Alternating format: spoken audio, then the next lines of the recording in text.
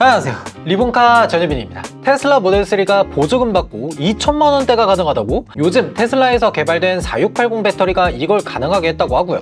비아디에서도 2세대 블레이드 배터리가 개발되면서 비용이 저렴해지고 성능은 더 좋아졌다고 하더라고요. 그래서 2천만 원대의 중형 전기 SUV가 나올 거라는 말도 있습니다. 전기차에게 있어서 가장 비싼 부품이었던 배터리의 가격이 도대체 얼마나 낮아졌고 성능은 얼마나 좋아졌는지, 그래서 최종 전기차 가격은 어떻게 될 예정인지 이런 것들을 한번 알아보도록 할게요.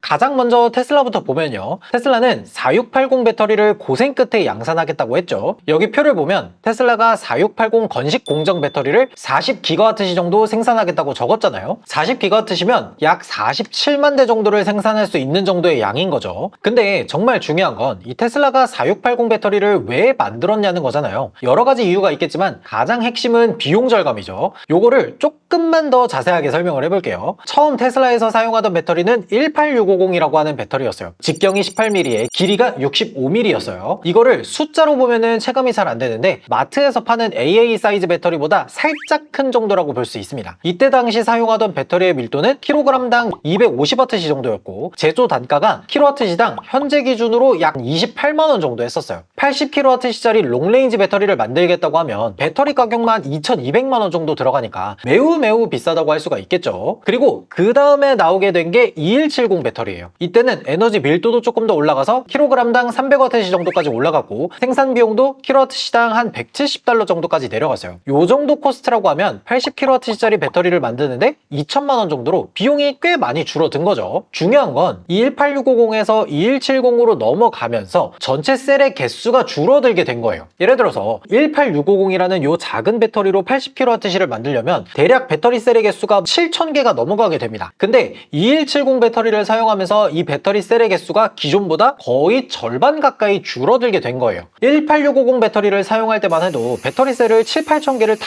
하나씩 엮어서 용접하고 불량 체크하고 이러니까 진짜 답도 없었어요. 생산량도 그렇게 많지가 않았죠. 그러다가 2170으로 배터리 개수가 4400개 정도 줄어드니까 용접 횟수도 줄고 배터리 제조 공정도 훨씬 단순화가 됐죠. 그리고 지금 현재 개발된 4680 배터리는 요것보다 훨씬 더 극단적으로 줄어들어서 약 800개 정도의 수준으로 낮아졌어요. 많은 분들이 예측하시기로는 4680까지 올라왔으니까 에너지 밀도도 당연히 올라갔겠지? 라고 생각할 수 있는데 그런 거는 아닙니다. 4680 배터리는 2170 때보다 무게당 와트시가 조금 낮아서 지금 예측되는 수치는 대략 한 270에서 290 요 사이 정도로 예측되고 있어요. 그러면 에너지 밀도가 낮을 거면 뭐하러 4680을 쓰냐? 라고 하실 수도 있는데 요 에너지 밀도가 조금 낮다 외에는 대부분이 장점이라서 그래요. 일단 여러 가지가 있지만 간단하게 포인트를 좀 짚어보도록 할게요. 가장 먼저는 이 템리스 방식을 사용했죠. 좀 정확하게 얘기를 해보면 이 템리스라는 단어 자체는 일종의 테슬라에서 사용하는 마케팅 용어라고 보시면 돼요. 이 탭이 없어서 템리스가 아니라 실제로 배터리를 분해해보면 전극이 여러 개로 구성되어 있는 걸 볼 수가 있어요. 기존에는 이 배터리 셀 하나에 전극을 하나 내지 2개 정도를 붙여서 이 전자들이 이동하는 통로가 뭐 1차선, 2차선 요 정도였지만 4680은 여러 개로 나뉘어져 있기 때문에 뭐 왕복 12차선, 왕복 24차선 이런 식으로 왔다 갔다 하는 길이 더 넓어졌다고 보시면 돼요. 이러면서 동시에 발열 관리도 훨씬 수월해집니다. 배터리라는 건 항상 열 관리에 신경을 써야 하는 거잖아요. 일정 온도 이상 올라가게 되면 영구적으로 변형이 일어나면서 성능이 저하되니까요. 여러모로 이 템리스 방식은 장점이 정말 많습니다. 요 외에도 건식 공정을 사용하면서 공정 단계를 극단적으로 줄였죠. 원래는 이 배터리를 만들 때 뭐 양극재, 음극재 뭐 이런 전극 재료라는 것들을 용매에다가 섞어서 이 걸쭉한 액체처럼 슬러리라는 걸 만들어요. 이 슬러리를 미리 이렇게 섞어서 만들어 놓은 다음에 쭉 펼쳐진 호일에다가 이 슬러리를 쭉 붓습니다. 그런 다음에 엄청나게 큰 오븐에다가 넣고 말렸어요. 이게 말로만 들으면 뭐 별거 아니지 라고 하는데 배터리를 어마어마하게 많이 만들어내는 공장에서는 공장에서 요 오븐이 차지하는 공간 자체가 굉장히 크고 거기에다가 오븐을 돌리다 보니까 전력을 어마어마하게 많이 잡아먹습니다. 근데 요런 단계를 전부 날려버리고 그냥 가루 상태에서 전극 재료들을 모두 섞은 다음에 금속 호일에 올려서 돌돌돌돌돌 해서 이렇게 말아버리는 거예요. 마지막에는 여기에다가 전해질을 이렇게 부어서 끝! 이렇게 하니까 기존보다 훨씬 공정이 간단해진 거죠. 물론 이게 말처럼 쉬웠으면 다른 기업들도 쉽게 다 따라했을 거잖아요. 이거는 확실히 쉬운 방법은 아닙니다. 전극 재료로 사용하는 뭐 니켈, 코발트, 망간, 알루미늄 이런 재료들이 전체적으로 고르게 퍼져 있는지, 그리고 롤러로 압착할 때 이 이 전극 재료들이 부서지지는 않는지 이렇게 해결해야 될 과제가 엄청나게 많은 거예요. 그래서 테슬라도 이 4680 배터리 자체는 몇 년 전부터 하겠다고 했지만 실제로 이 템리스 방식의 건식 공정이 성공되기 전까지는 어마어마한 시간과 노력과 비용이 들어간 거죠. 추가로 이 4680 배터리를 감싸고 있는 요 캔처럼 생긴 게 강철이기 때문에 셀투 셰시 방식을 사용할 수가 있습니다. 이 배터리가 이 자동차의 뼈대 역할을 하기 때문에 여기에 들어가는 제조 공정도 훨씬 더 단순화되겠죠. 좀 정리를 해보자면 4680 배터리는 기존보다 제조 공정이 훨씬 단순화됐다. 에너지 밀도나 무게가 기존 배터리 성능보다 조금 떨어지지만 관리해야 될 배터리 셀 숫자도 적어서 훨씬 쉬워졌고 배터리를 위한 부품 숫자가 줄어들면서 전체적으로 봤을 땐 오히려 자동차의 무게도 가벼워지게 되는 거죠. 배터리 하나를 바꿔서 자동차의 무게가 줄어들면 장점이 엄청나게 많습니다. 한 번 충전으로 주행 가능한 거리도 늘어나고 브레이킹 성능, 가속 성능 이 모든 것들이 다 좋아지게 되는 거죠. 근데 결과적으로 중요한 건 실질적으로 자동차의 가격이 어느 정도 떨어질 가능성이 있냐는 거잖아요. 4680 배터리는 확실히 기존 2170 대비해서 제조 단가는 많이 내려갔습니다. 최근 들어서 리튬 가격이 좀 많이 내려오다 보니까 2170 배터리의 제작 단가도 대략 킬로와트 시당 110에서 120달러 정도로 내려왔거든요. 근데 4680 배터리는 이것보다 훨씬 낮은 킬로와트 시당 약 90달러 정도로 예측되고 있고요. 최종 목표는 70달러 선까지 내리겠다고 했어요. 근데 요거는 최종 목표인 거고 현재 상황으로 봤을 때 킬로와트 시당 약 90달러라고 한다면 85kWh 정도 되는 이 롱레인지 배터리를 만드는 데 들어가는 돈은 약 1150만 원 정도예요. 기존 2170 배터리로 똑같은 85kWh 배터리를 만든다라고 하면 1467만 원 정도가 들어가니까 기존 대비해서 약 300만 원 정도 절감된 가격인 거죠. 여기에다가 배터리에 들어가는 이런저런 부품들이 사라지고 공정 단계가 줄어드는 데서 오는 걸 대략 한 1-200만 원 정도로 잡으면 최종 차량 코스트는 대당 약 한 4에서 500만 원 정도가 절감될 수 있을 걸로 보여요. 그러니까 테슬라의 모든 모델이 4680 배터리 양산하면 1000만 원이 내려간다 라고 하는 건 솔직히 불가능한 거죠. 심지어 이 4680 배터리는 지금 당장 미국에서 생산되는 모델 Y나 사이버 트럭 요 정도에만 적용되는 단계예요. 텍사스에서 만든다고 하는 이 40GWh 정도 되는 배터리는 약 47만 대 정도를 만들 수 있는 정도의 양이라고 했잖아요. 근데 이 정도의 양은 해외에 수출할 수 있는 정도의 양은 아닙니다. 작년 미국에서 판매된 모델 Y의 양은 약 35만 대 정도 수준이니까 모델 3, 모델 Y, 사이버 트럭 그리고 앞으로 추가될 만한 세미 트럭이라든지 사이버 캡이라든지 이런 것들까지 추가된다라고 하면 지금 기가 텍사스에서 생산되는 40GWh 정도 되는 배터리는 미국 내에서 전부 소비가 될 거예요. 그러니까 한국에서 주로 소비되고 있는 중국산 테슬라에 당장 4680 배터리가 들어가서 심지어 이 차량들의 가격이 뭐 한 4-500만 원 정도 내려간다라는 건 약간 미래의 일이다라고 볼 수가 있는 거죠. 만약에 테슬라가 모든 차량에다가 4680 배터리를 적용하고 제조 단가가 킬로와트 시당 70달러 정도까지 극단적인 원가 절감에 들어가게 된다라고 하면 지금보다 한 6-700만 원 정도까지 저렴해지기는 하겠지만 그렇다고 하더라도 1000만 원까지 내려간다라고 보기는 조금 어려울 것 같습니다. 근데 그렇다고 하더라도 약 700만 원 정도 저렴하다라고 하면은 테슬라 모델 Y RWD가 한 4200만 원이 되는 거고 모델 Y 롱레인지가 5200만 원 정도가 되는 거잖아요. 그러면 각각의 차량들이 보조금을 받았을 때 모델 Y RWD는 3000만 원대, 모델 Y 롱바디는 4000만 원대 이렇게까지 내려오니까 이 정도면 가격 경쟁에서 무조건 승리할 것 같은 생각이 들죠. 그리고 비아디에서도 2세대 블레이드 배터리를 발표했잖아요. 이 배터리가 기존 LFP, 리튬 인산철 배터리 대비해서 워낙 개선된 부분이 많아서 좀 빠르게 짚어보면요. 원래 우리가 리튬 인산철 배터리라고 하면 가장 큰 단점으로 꼽는 게 에너지 밀도가 낮아서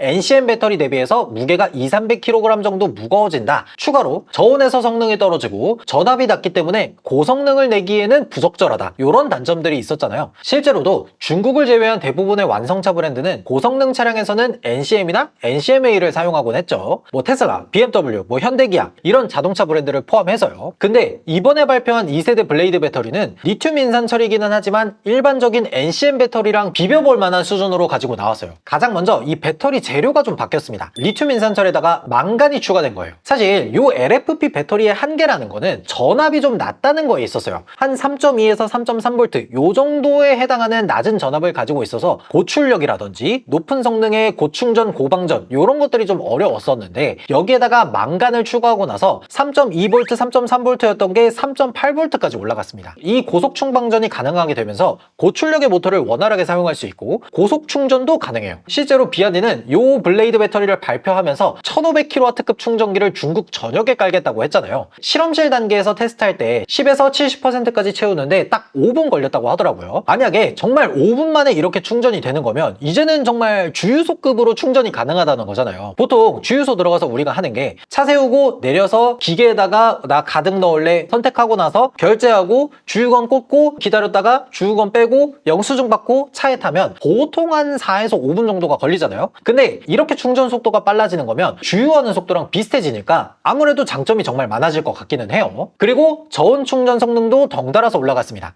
우리가 LFP 배터리의 가장 큰 단점이라고 생각했던 것들이 확실히 개선된 거예요. 그러면서 에너지 밀도도 눈에 띄게 올라갔습니다. 기존에는 킬로그램당 한 150Wh 정도로 상당히 낮았어요. 80kWh 정도에 해당하는 배터리를 탑재하는데 배터리 무게만 500kg이 넘는 거잖아요. 실제로 비아디에서 나오는 실라이언 7 이런 차량들의 공차 중량이 2.2톤이나 2.3톤 정도 되는 게 이런 이유 때문이에요. 근데 2세대 배터리로 넘어오면서 킬로그램당 한 200Wh 정도로 밀도를 높여냈습니다. 그러면 똑같은 80kWh를 만드는데 구형 1세대에서는 533kg 정도였던 게 2세대에서는 400kg 정도로 확 주는 거예요. 이 무게가 줄면 당연히 주행 가는 거리나 출력, 성능 모든 것들이 증가하겠죠. 여기에다가 똑같은 80kWh를 만든다고 하더라도 배터리 셀 개수가 줄어들면서 공간의 효율성도 챙길 수가 있어요. 마지막으로는 비용까지 절감을 했는데 기존 대비해서 대략 한 15% 정도 줄었다고 하거든요. 그러면 기존의 1kWh의 배터리를 만드는데 약 $60 정도가 들었다고 하면 지금은 $50 정도로 줄어든 거예요. 80kWh 배터리를 만드는데 들어가는 비용이 단 600만 원입니다. 몇 년 전만 해도 롱레인지 배터리 하나 만드는데 들어가는 돈이 뭐 2천만 원이네 3천만 원이네 했던 게 600만 원까지 줄어든 겁니다. 요 600만 원짜리를 가지고 실라이언 7을 만든다고 하면은 배터리 가격, 구조 단수나 공정 단수나 이런 것들을 다 했을 때 대략 가격이 한 200~300만 원 정도 더 저렴해질 여지를 가지고 있는 거예요. 예를 들어서 지금 실라이언 7이 국내에서 4,500만 원 정도에 판매가 되고 있는데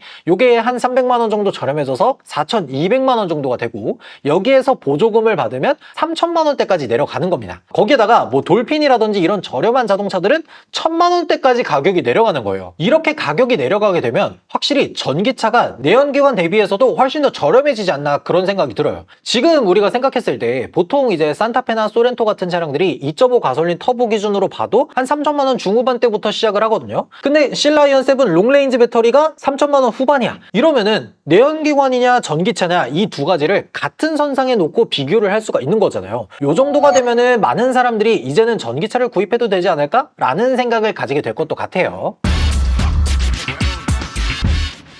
현재 배터리에 대해서 제조 공정이 줄고 단가가 저렴해지고 뭐 이런 이야기들을 쭉 했는데 지금 말했던 두 가지 기업의 공통점이 있습니다. 배터리를 직접 만든다는 거예요. 이게 정말 중요합니다. 테슬라도 원래는 파나소닉, LG 에너지 솔루션, CATL, 비아디 등에서 이 배터리를 공급받았지만 이제는 자체적으로 만들겠다고 했고요. 비아디 같은 경우에도 원래 배터리 기업이었는데 이제는 자동차를 만들고 있어요. 이게 정말 중요한 것 같습니다. 배터리를 직접 만들지 못하는 전기차 회사는 결국 배터리 제조업체랑 연계를 해서 배터리를 사와야 되고 문제가 발생한다고 하면 해결이 될 때까지 배터리 회사에게 의존할 수밖에 없는 거예요. 리스크도 상당합니다. 예전에 코나이브나 볼트 EV 때도 보면은 배터리 화재가 났는데 도대체 어디에서 화재가 난 거고 무슨 문제가 발생했고 대처를 어떻게 할 거고 소비자들에게 어떻게 보상을 해줄 거고 이런 것들이 정해지기까지 상당히 시간이 많이 걸리기도 했고 이게 누구 잘못이네 네 과실이 몇 %고 내 과실이 몇 %고 또 고객에게 배터리를 교체를 해주고 말 거고 또 배터리를 교체해줄 때 네가 얼마를 부담할 거고 내가 얼마를 부담할 거고 이 유보금을 어떻게 사용할지에 대한 내용도 정말 복잡하게 시간이 오래 걸립니다. 이 시간이 오래 걸리는 만큼 고객들은 그만큼 피해를 볼 수밖에 없어요. 여기에다가 자동차를 팔 때마다 배터리 회사한테 일정 마진을 넘겨줘야 되잖아요. 이러면 가격 경쟁에서 뒤처질 수밖에 없어요. 제가 봤을 때 전기차 시대에 있어서 이 배터리를 만든다는 건 내연기관 자동차 시대에서 엔진을 만든다는 것과 비슷하다고 봅니다. 지금이야 여러 완성차 업체가 박터지게 경쟁하는 시기니까 출혈을 감수하면서 경쟁에 뛰어들고 있지만 이 수많은 업체 중에서 당연히 배터리를 자체적으로 만드는 회사가 경쟁을 함에 있어서 훨씬 더 유리하고 이 경쟁을 끝낼 때도 살아있을 확률이 훨씬 더 높다라고 볼 수밖에 없고요. 오늘 이렇게 전기차 배터리에 대해서 한번 쭉 이야기를 해보고 앞으로 전기차의 가격이 어느 정도까지 내려올지에 대해서 쭉 얘기를 해봤는데 여러분들은 이 전기차의 배터리 경쟁에 대해서 어떻게 생각하시는지 댓글로 달아주시면 좋을 것 같습니다. 지금까지 저는 리본카 전효빈이었습니다. 감사합니다.